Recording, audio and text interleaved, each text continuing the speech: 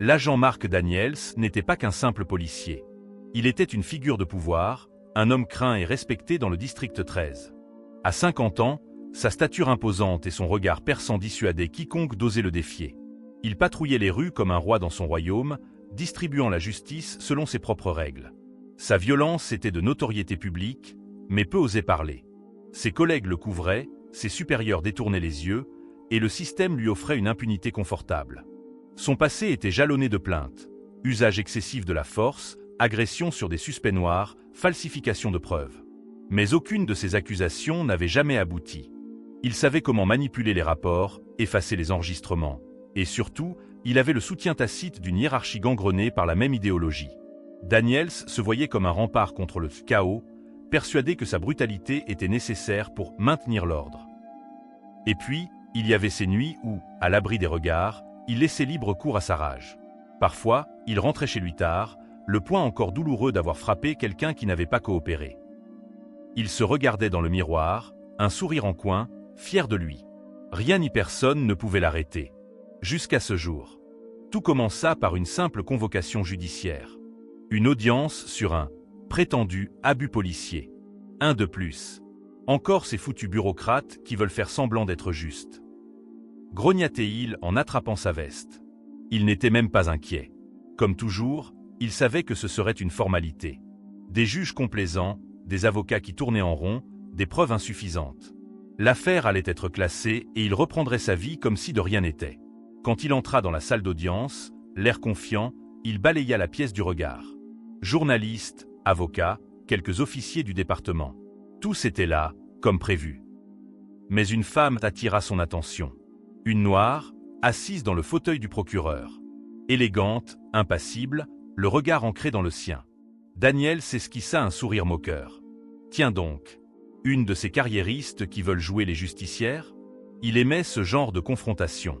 Rien de tel qu'une bonne humiliation publique pour rappeler à tout le monde qui avait le pouvoir ici. Il s'approcha, prêt à imposer son autorité. Alors, c'est vous qui allez m'interroger? Vous pensez vraiment pouvoir m'impressionner avec vos petits discours de moraliste? Lança-t-il, suffisant. Un léger sourire étira ses lèvres. Puis, elle posa une main sur la table et glissa lentement un badge devant elle. Son cœur rata un battement. Les lettres gravées sur le badge semblaient briller sous la lumière crue du tribunal. Chef René Carté. Service DE Police. Daniels sentit un frisson glacé remonter le long de son échine. Il ne le savait pas encore, mais à cet instant précis, sa chute venait de commencer. Le silence était lourd, pesant, presque irréel. Daniels fixa le badge posé devant lui, cherchant une explication rationnelle. Une blague. Une mise en scène ridicule. Sa mâchoire se contracta, mais il se força à afficher un rictus méprisant. Il renifla, croisant les bras. Vous avez dû cocher toutes les cases pour décrocher ce poste.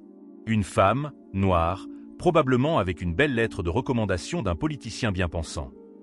Il balaya la salle du regard, cherchant du soutien. Son capitaine évita son regard. Quelques officiers semblaient mal à l'aise. Mais d'autres hochaient discrètement la tête, soutenant silencieusement sa provocation. Carter, elle. Agent Daniels, répondit-elle calmement, je vous conseille de choisir vos mots avec soin. Il rit sèchement, secouant la tête.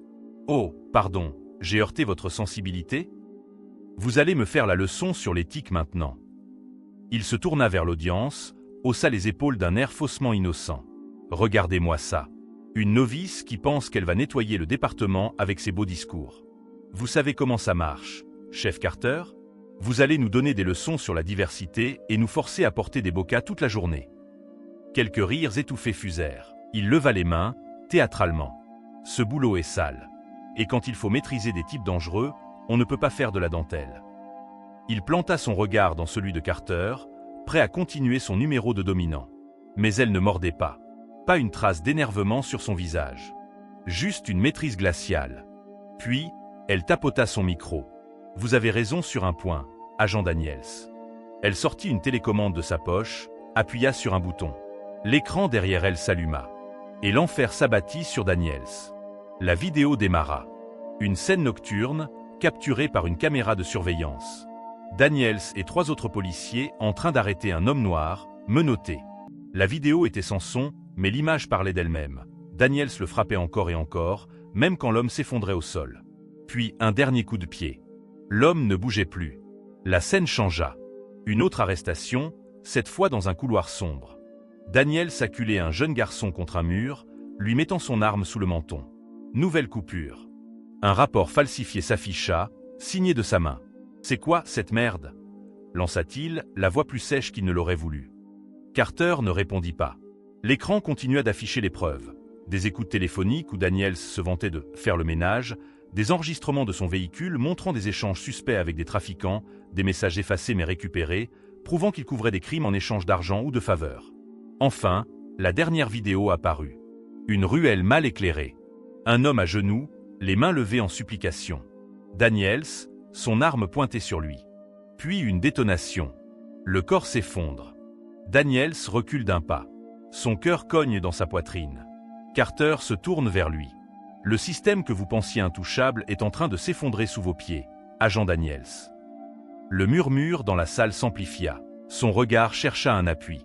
Ses supérieurs? Ses collègues? Détournant les yeux. Il était seul. La peur se glissa dans ses veines. Pour la première fois de sa carrière, il comprit ce que cela faisait d'être traqué. La salle d'audience bourdonnait de murmures abasourdis. Les visages affichaient un mélange d'indignation, de malaise et d'attente. Tous attendaient la réaction de Daniels. Il cligna des yeux, sa respiration s'accéléra. Mais il n'était pas du genre à se laisser abattre. Pas sans se battre. Il redressa les épaules, bombant le torse, et désigna l'écran d'un geste méprisant. « C'est quoi ce cirque ?»« C'est du montage. Une saloperie orchestrée pour me faire tomber. » Son regard glissa vers son capitaine, assis au premier rang. Il l'avait toujours protégé. « Capitaine Jensen, vous allez les laisser salir l'honneur d'un de vos meilleurs officiers avec des preuves montées de toutes pièces. » Jensen ne répondit pas. Son visage était figé, sa mâchoire crispée. Daniels sentit un vertige le prendre. Il tourna la tête vers ses collègues du district. Ils avaient toujours été là pour couvrir ses arrières. Il chercha leur regard. Mais personne ne lui répondit. Certains évitaient même délibérément de croiser son regard. Une sueur froide coula dans son dos. « Putain, ouvrez les yeux !» rugit-il. « On est en train de se faire avoir. Cette femme, il désigna Carter. Elle veut tous nous mettre à terre pour gagner du galon. Elle veut nous faire passer pour des monstres alors qu'on protège cette ville. » Carter, impassible, le regarda s'agiter. « Vous dites « nous », agent Daniels. Mais regardez bien autour de vous.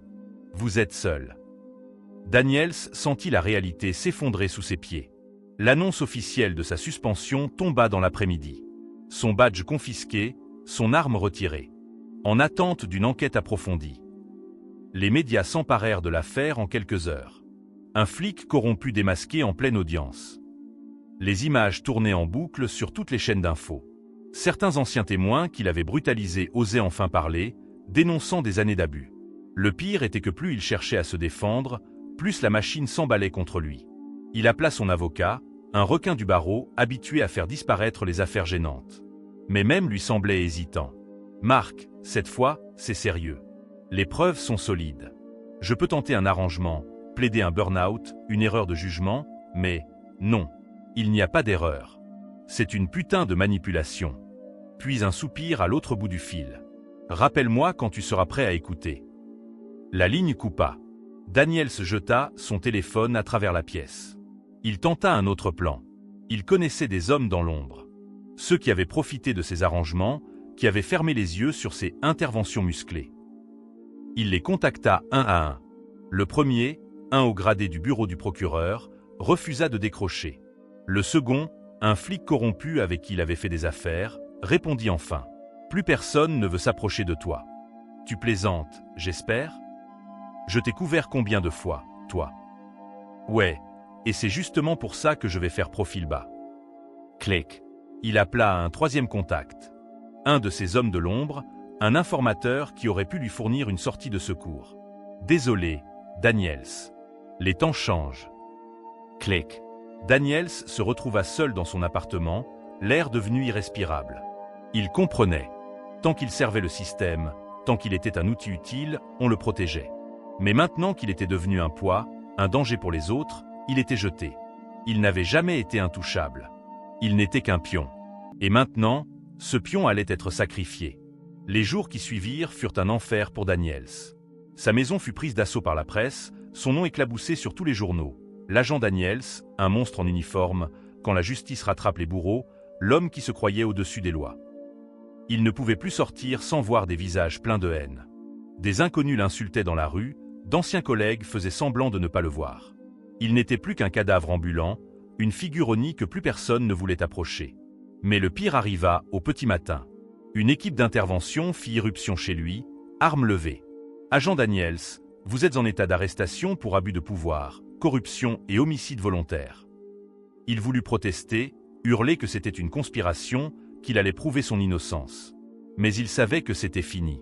Il sentit le métal froid des menottes se refermer sur ses poignets. Il baissa la tête, les flashs des caméras crépitant autour de lui.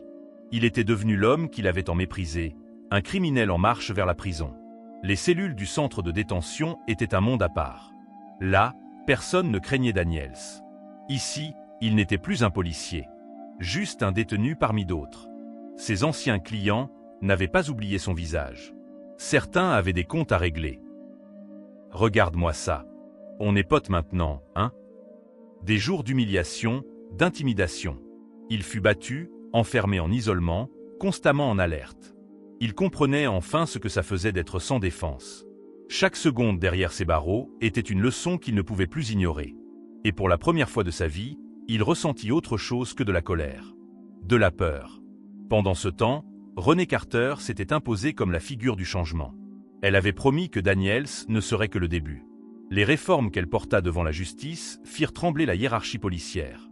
De nouveaux protocoles furent instaurés, caméras obligatoires, commissions indépendantes pour enquêter sur les abus, tolérance zéro face aux violences inutiles. Certains se battirent pour freiner ces changements, mais l'opinion publique était du côté de Carter. Le procès de Daniels devint un symbole. Il était la preuve vivante que même les pires abus finissaient par être punis. Daniels s'était cru intouchable. Il pensait que le pouvoir et la peur suffisaient à le protéger. Mais le vent tourne toujours. Et lorsque la vérité éclate, il n'y a plus d'endroit où se cacher. Son histoire restera gravée comme un avertissement. Les abus peuvent durer, mais la justice finit toujours par rattraper les bourreaux.